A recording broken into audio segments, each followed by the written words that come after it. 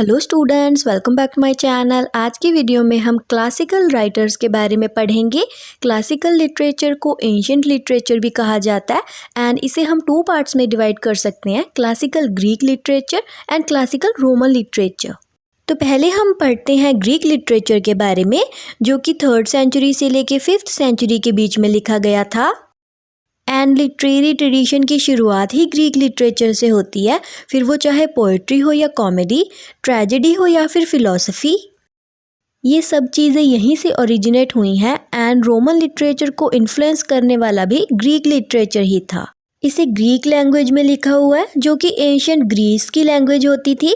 And पहले हम पढ़ते हैं ग्रीक ड्रामाटिस्ट्स के बारे में। तो सबसे पहले आते हैं एस्किलस, जिन्हें कि फादर ऑफ ग्रीक ट्रेजेडी भी कहा जाता है। ऐसा माना जाता है कि इन्होंने अप्रॉक्सीमेट 90 प्लेज लिखे थे, बट उनमें से सिर्फ 7 ही सर्वाइव कर पाए हैं। इन्होंने ही अपने प्लेज में सबसे पहले ड्यूट्रैगनिस्ट को इंट्रोड्यूस किया था। प्रोटैगनिस्ट के बाद जो सेकंड मोस्ट इम्पॉर्टेंट कैरेक्टर होता है उसे बोलते हैं ड्यूट्रैगनिस्ट। और इनके 7 सर्वाइव्ड प्लेज हैं the Persians, 7 against Thebes, the Suppliants, Prometheus Bound. और इनकी ओरिस्टिया ट्रिलॉजी में जो 3 प्लेज आते हैं वो है एगामेम्नन, द लिबरेशन बियरर्स एंड यूमैनिडस।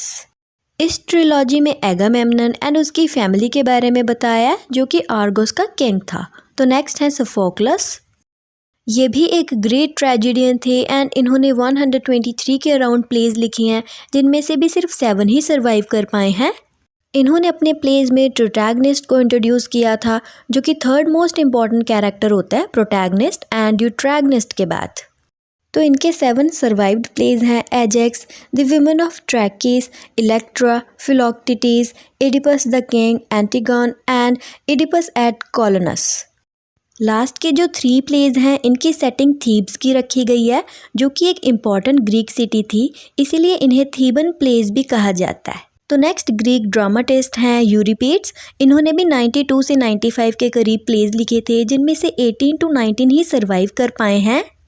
तो यूरिपिड्स के कुछ इंपॉर्टेंट प्लेज ये हैं Medea, Heracleidae, the Bacchae, the Trojan women, Hippolytus, Hecuba, Alcestis, Helen, Andromache, the suppliants, Electra, Iphigenia at Aulis and Orestes etcetera. अब कई बच्चे ना इसमें कंफ्यूज हो जाते हैं कि एक नाम के 2 प्लेज कैसे। फॉर एग्जांपल द सप्लिएंट्स प्ले है, जो कि एस्किलस ने भी लिखा है एंड यूरिपिड्स ने भी, एंड ऐसे ही इलेक्ट्रा है, जो कि यूरिपिड्स ने भी लिखा है एंड सोफोक्लस ने भी। तो ऐसा इसलिए क्योंकि ये सब ट्रोजन वॉर के थीम पे ही लिखते थे, ये सब ट्रोजन वॉर से जुड़े हुए कैरेक्टर्स हैं। अब इनके नाम तो सेम ही होंगे, बट स्टोरी ज़रूर वेरी करती है। तो वॉर ऑफ ट्रॉय या फिर ट्रोजन वॉर एक एंशिएंट ग्रीक एपिक है। इसमें मेन स्टोरी क्या है कि स्पार्टा की क्वीन हेलन ट्रोजन प्रिंस के साथ भाग गई थी, जिसकी वजह से ये लड़ाई हुई थी। और इसमें बहुत सारे कैरेक्टर्स थे, जैसे हमारी महाभारत में थे, और इन्हीं कैरेक्टर्स पे ये राइटर्स अपने वर्क्स लिखा करते थे। तो ये तो थे वो ड्रामाटिस्ट जो कि ट्रैजिक प्लेज लिखा करते थे। अब हम पढ़ते हैं उन ड्रामाटिस्ट के बारे में जो कि कॉमिक प्लेज लिखा करते थे, जिसमें सबसे पहले नाम आता है अरिस्टोफेन्स का। इन्हें फादर ऑफ कॉमेडी या फिर प्रिंस ऑफ एंशिएंट कॉमेडी कहा जाता है। तो ये अपने प्लेज में अपने कॉन्टेम्प्रेरीज को रिडिक्यूल करते थे या फिर उन पे सटायर करते थे। जैसे इन्होंने अपने एक प्ले द क्लाउड्स में ग्रेट फिलोसोफर सॉक्रेट्स को रिडिक्यूल किया। ऐसा माना जाता है कि इन्होंने अप्रॉक्स 40 प्लेज लिखे थे, जिनमें से सिर्फ 11 ही सर्वाइव कर पाए हैं, जो कि हैं the clouds, the wasps, the frogs, the birds, The Banqueters, The Babylonians, Lysistrata, Peace, Acarnanians, Women at the Ecclesia and The Women at Thesmophoria Festival। इसके बाद एक और प्ले राइट आते हैं मिनेंडर, और ये भी कॉमिक प्लेज के लिए जाने जाते थे। ऐसा माना जाता है कि इन्होंने 108 कॉमेडीज़ लिखी हैं, बट उनमें से ज़्यादातर लॉस्ट हो चुकी हैं या फिर फ्रेगमेंट्स में मिलती हैं। इनकी एक कॉमेडी है डिस्कलस, जो कि कंप्लीट फॉर्म में मिली है। और इनके फ्रेगमेंट्स में मिलने वाले प्लेज हैं the shorn girl, the girl from Samos, the hero and the arbitration. और ऐसा भी माना जाता है कि कॉमेडी ऑफ मैनर्स की शुरुआत करने वाले भी मिनेंडर ही थे।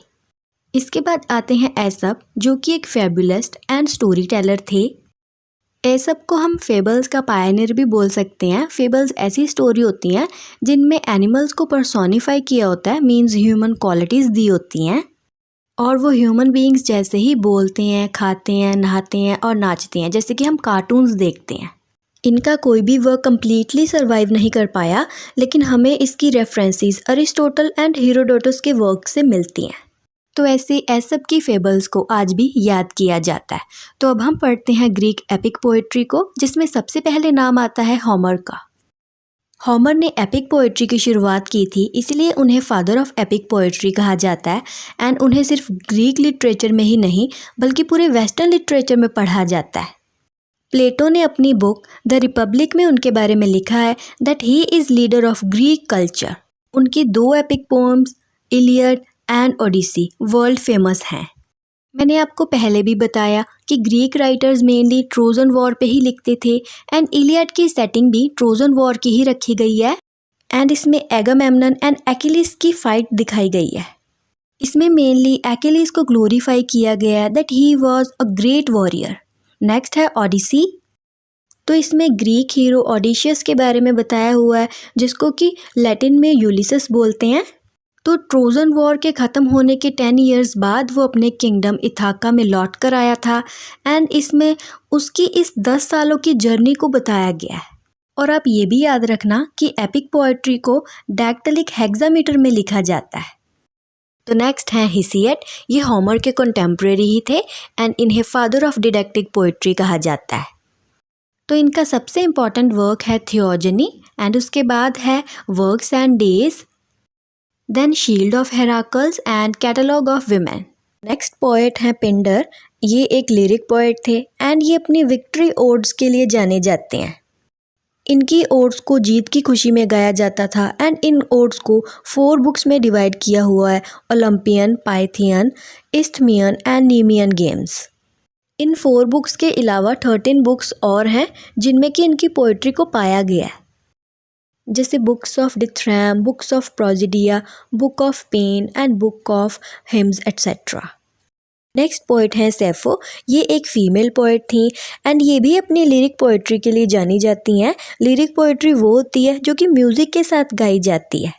जैसे होमर को द पोइट कहा जाता है, वैसे ही इन्हें द पोइटेस कहा जाता है, एंड इसके अलावा प्लेटो ने इन्हें 10th म्यूज़ कहा है। इनकी कुछ फेमस पोम्स हैं ode to Aphrodite, brothers poem, midnight poem, Tithonus poem, Sappho 2, Sappho 94, Sappho 44, Sappho 16, Sappho 31 etcetera. And इनकी भी बहुत सारी पोम्स फ्रेगमेंट्स में मिली हैं। अब हम बात करते हैं ग्रीक फिलोसफर्स की, जिसमें सबसे बड़े नाम हैं Socrates, Plato and Aristotle. Socrates Plato के टीचर थे, एंड प्लेटो अरिस्टोटल के टीचर थे, and Aristotle Alexander the great के टीचर थे। तो सबसे पहले आते हैं सोक्रेट्स। सोक्रेट्स एक ग्रेट फिलोसफर थे, एंड इन्हें फादर ऑफ वेस्टर्न फिलोसफी कहा जाता है। अपनी फ़िलॉसफी से वो लोगों को अवेकन करना चाहते थे, एंड सच को ज़िंदा रखने के खातिर उन्हें जहर भी पीना पड़ा था। सोक्रेट्स के बारे में इंफॉर्मेशन हमें सेकेंडरी सोर्सेज से मिलती हैं, जैसे कि उनके स्टूडेंट्स प्लेटो एंड जेनेफन के वर्क से, क्योंकि उन्होंने पर्टिकुलरली अपना कोई वर्क नहीं लिखा था, एंड इसे सोक्रेटिक प्रॉब्लम और सोक्रेटिक क्वेश्चन कहा जाता है। तो नेक्स्ट फिलोसफर है प्लेटो, एंड उनका मेन इंटरेस्ट था mathematics, aesthetics, metaphysics, ethics, politics, language and epistemology etcetera. And उनके कुछ इंपॉर्टेंट वर्क्स हैं the republic, symposium, Phaedo, apology, Phaedrus, Timaeus, Crito etcetera. Next हैं एरिस्टोटल, एंड वो लाइकियम एंड पेरिपैटिक स्कूल के founder हैं, and उनका main interest है metaphysics, zoology, biology, physics, psychology, rhetoric, logic, economics, linguistics, poetry, politics etcetera. अब हम जान लेते हैं कुछ ग्रीक हिस्टोरियंस को, जिसमें सबसे पहले आते हैं हेरोडोटस, जिन्हें कि फादर ऑफ हिस्ट्री भी कहा जाता है। उनका सबसे इम्पॉर्टेंट वर्क है द हिस्ट्रीज, जिसमें उन्होंने ग्रेको पर्शियन वॉर्स के बारे में बताया है। तो नेक्स्ट हैं थ्यूसिडिटीज़, एंड उनका सबसे इम्पॉर्टेंट वर्क है द हिस्ट्री ऑफ पेल्पोनेशियन वॉर्स। तो नेक्स्ट है जेनेफन, एंड ये उनके कुछ वर्क्स हैं, लेकिन इनका सबसे इम्पॉर्टेंट वर्क है the writing on Greek subjects, जिसे कि हेलेनिका भी बोला जाता है। नेक्स्ट हैं सीट्सियास एंड उनके इम्पॉर्टेंट वर्क्स हैं पर्सिका एंड इंडिका। इनके अलावा कुछ और हैं जैसे थियोपोम्पस, क्लाइटार्कस एट्सेट्रा। तो ये था ग्रीक लिटरेचर। इसमें जो भी इम्पोर्टेंट फ़िलासफ़र्स हैं, हिस्टोरियंस हैं, पोएट्स हैं या फिर ड्रामाटिस्ट्स हैं, उनके बारे में मैंने आपको बता दिया। अब हम पढ़ते हैं क्लासिकल रोमन लिटरेचर, जिसे कि लैटिन लिटरेचर भी कहा जाता है। तो रोमन लिटरेचर 3rd सेंचुरी के अराउंड फ्लरिश होना स्टार्ट हुआ था, जब रोम को रूल करते थे सीजर ऑगस्टस। वो एक ग्रेट रोमन एम्परर थे एंड उनके ही रेन में रोम प्रॉस्पेरस हुआ था। तो अब हम देखते हैं कुछ फेमस रोमन पोएट्स को, जिसमें सबसे पहले नाम आता है ओविड का। वैसे उनका पूरा नाम पब्लियस ओविडियस नेसो था एंड वो मेनली लव पोएम्स लिखते थे एंड वो अपनी मेटामॉर्फोसिस के लिए जाने जाते हैं। ये उनका बहुत इंपॉर्टेंट वर्क है जिसको कि 15 बुक्स में डिवाइड किया हुआ है। इसके अलावा उनके कुछ और पोएम्स हैं जैसे Ars Amatoria, Amores, Remedia Amoris and इन सब पोएम्स का थीम लव ही है। इनके अलावा उनके 2 इम्पॉर्टेंट वर्क्स और हैं, त्रिस्तिया एंड एपिस्टोले सी पोंतो, जो कि उन्होंने तब लिखे थे जब किंग ऑगस्टस ने उन्हें बैन कर दिया था एंड वो एग्जाइल में थे। नेक्स्ट पोएट हैं पब्लियस वर्जिलस मैरो, जिन्हें शॉर्ट में हम वर्जिल कहते हैं एंड वो अपने 3 मेजर वर्क्स के लिए जाने जाते हैं। पहला तो है द जॉर्जस, सेकंड है द एक्लॉग्स एंड थर्ड है द एनियड। एंड उनकी एनियड को तो एंशिएंट रोम की नेशनल एपिक माना जाता है। आप ऐसे मान लीजिए कि होमर की इलियड एंड ओडिसी के साथ एंड ओविड की मेटामॉर्फोसिस के साथ वर्जिल की एनियड को एंशिएंट लिटरेचर का मास्टरपीस माना जाता है। इसीलिए ये एक बहुत इम्पॉर्टेंट वर्क है। तो इसमें स्टोरी है एनियास की। वो एक ट्रोजन था एंड वो इटली आया था एंड ऐसे वो रोमन्स का एंसेस्टर बन गया था। तो नेक्स्ट है हॉरिस। वो एक लिरिक पोएट थे एंड उन्होंने बहुत सारी ओड्स, एपिसल्स, हिम्स एंड सटायर्स लिखे हैं, बट सबसे ज़्यादा वो अपनी आर्ट्स पोएटिका के लिए जाने जाते हैं, जिसमें उन्होंने पोएट्री एंड ड्रामा लिखने की टेक्निक्स बताई हैं। नेक्स्ट पोएट हैं ल्यूकन, जो कि अपनी एपिक पोएम फार्सिलिया के लिए जाने जाते हैं, जिसमें कि उन्होंने सिविल वॉर के बारे में बताया जो कि Julius Caesar and Pompey the great के बीच में हुई थी। तो इनके अलावा कुछ और रोमन पोइट्स भी हैं जैसे ल्यूक्रेटियस एंड उनका इम्पॉर्टेंट वर्क है द रीरम नेटुरा। तो नेक्स्ट है मार्शियल, जो कि अपने एपिग्राम्स एंड ऑन द स्पेक्टेटल्स के लिए जाने जाते हैं। नेक्स्ट हैं जुवेनल, जो कि अपने सटायर्स के लिए बहुत फेमस थे। So it is a collection of 16 satirical poems, जिन्हें कि 5 बुक्स में डिवाइड किया हुआ है। सैमुअल जॉनसन की पोम लंदन जुवेनल की 3rd सटायर पे बेस्ड है एंड उनकी ही एक दूसरी poem the vanity of human wishes Juvenal के 10th सटायर पे बेस्ड है। इनके अलावा ल्यूकिलियस एंड पर्शियस भी रोम के ग्रेट सटायरिस्ट थे एंड ल्यूकिलियस को तो सटायर फॉर्म का ओरिजिनेटर माना जाता है। अब हम पढ़ते हैं रोमन ड्रामास के बारे में। आज तक कोई भी रोमन ट्रेजेडी तो सरवाइव नहीं कर पाई है, लेकिन कुछ फेमस रोमन ट्रेजेडियंस के नाम हैं इनियस, पेक्यूवियस एंड एक्कियस। अब हम पढ़ते हैं रोमन कॉमेडीज़ को, जिसमें सबसे पहले नाम आता है प्लॉटस का। प्लॉटस ग्रीक प्लेराइट मिनेंडर से काफ़ी इन्फ्लुएंस थे एंड वो अपनी प्लेस भी उन्हीं के जैसे लिखा करते थे, जैसे कि Asinaria, Captivi, Casina, Epidicus, Persa, Rudens, Trinummus etcetera. The next playwright है टेरेंस। इनको एक रोमन सेनेटर एक स्लेव के तौर पे यहाँ पे लेकर आए थे एंड जब उन्हें इनकी कैपेबिलिटीज़ रियलाइज़ हुई तो इन्हें फ्री कर दिया गया एंड ये अपने 6 वर्स प्लेस के लिए जाने जाते हैं, जो कि हैं एंड्रिया, हिकायरा, फॉर्मियो, यूनिकस, एडल्फो एंड ह्यूटन टिमोर्यूमिनस। नेक्स्ट हैं लिवियस एंड्रोनिकस एंड इन्हें Roman epic poetry and drama का फाउंडर माना जाता है। इनका मेजर वर्क है ओडिसिया, जो कि होमर की ओडिसी की ट्रांसलेशन है एंड इन्होंने ही सबसे पहले ओडिशियस को यूलिसिस नाम दिया था। इनकी कुछ कॉमेडीज़ हैं लूडियस, वर्गो, ग्लैडियस एट्सेट्रा एंड ये भी ग्रीक प्लेराइट से ही इंस्पायर्ड थे। तो नेक्स्ट आते हैं नेयस नेवियस। वो एक प्लेराइट होने के साथ साथ एक पोएट भी थे।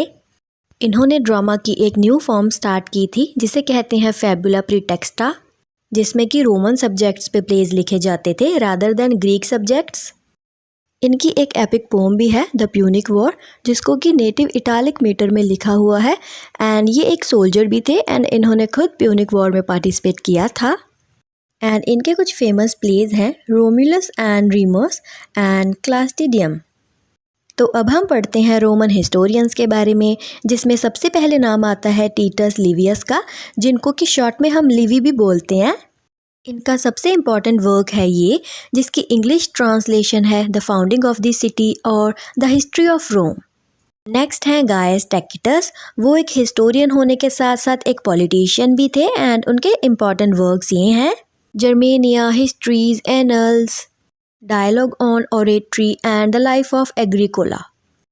तो नेक्स्ट है सुटोनियस एंड इनका इम्पॉर्टेंट वर्क है ये, it is a collection of 12 biographies of Roman rulers and जिसकी इंग्लिश में ट्रांसलेशन है the lives of 12 Caesars. Caesar का मीनिंग होता है रूलर या फिर एम्परर। तो नेक्स्ट है प्लाइनी द एल्डर एंड इन्होंने वर्ल्ड फर्स्ट विकिपीडिया लिखा था जिसका नाम है Naturalis Historia. So next is Ammianus Marcellinus and इनका इम्पॉर्टेंट वर्क है रेस गेस्टे।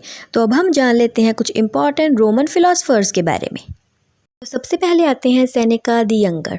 तो सेनेका एक फिलोसफर होने के साथ साथ एक स्टेट्समैन, एक ड्रामाटिस्ट एंड एक पोएट भी थे।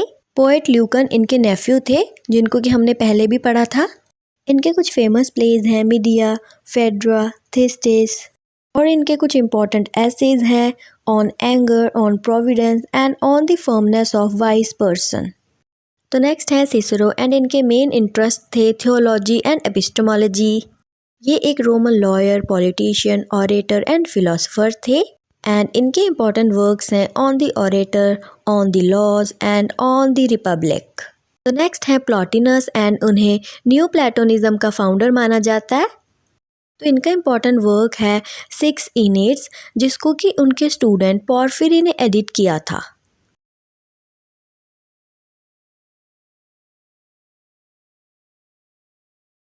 On the cave of nymphs, in the Odyssey and the life of Pythagoras.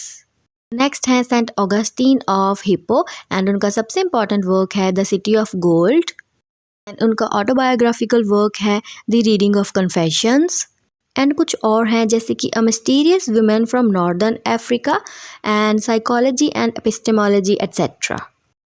Next philosopher हैं बोथियस एंड उनका सबसे इम्पॉर्टेंट वर्क है द कॉन्सोलेशन ऑफ फिलॉसफी जो कि उन्होंने जेल में रहकर लिखा था एंड उनके कुछ अदर वर्क्स हैं the Arithmetica, the music and introduction to syllogism. तो ये था हमारा ग्रीक एंड रोमन लिटरेचर। अगर आपके लिए वीडियो थोड़ी सी भी हेल्पफुल रही हो तो प्लीज़ इसे लाइक एंड चैनल को सब्सक्राइब कर देना।